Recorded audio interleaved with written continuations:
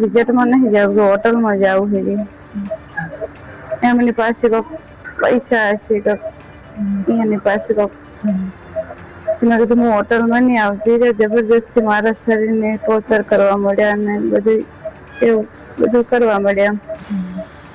પછી મેં મારા ભાઈને રિંગ કરી, ખોટી રીતે મને આવી રીતે જબરજસ્તી કરે હતી. તાત્કાલિક એને ફોન કર્યો હતી. એની તાત્કાલિક મને ઊંઘની ગોળીઓમાં એને મને દવા પાઈ નાખી.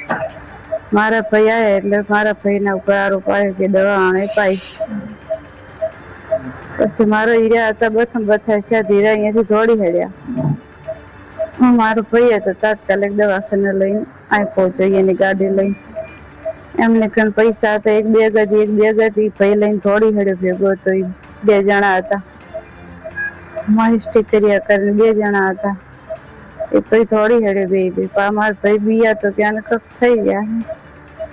પછી દવાખાને લઈને આવ્યો. એટલે મારી બેન એવું કીધું કે તું આ પૈસા હે ને એના પૈસા ગાડીમાં રહી જતા, એટલે કે તું આ પૈસા જીવનો જોખમ છે લઈને ભેગું ફરાય નહીં, એટલે કે તું આ પોલીસ સ્ટેશન આલી જઈએ ને કે આપણા ગામના સરપંચ હરું ભરું તું લઈને જા ને સરપંચ ને લઈને પોલીસ સ્ટેશન દાદી. ઓલો ભાઈ હતો જે નટો કરીને નામ છે ને એ પોલીસ સ્ટેશને હાજર ના થયો કે અહીંયા ના થયો બરાબર. અને પૈસા હતા એની રીતે એને હંતાડ્યા એ મને ખબર નથી બરાબર. પણ પોલીસ ને પૈસા જે અહીંયાના હતા ને એ હાલ દીધા છે.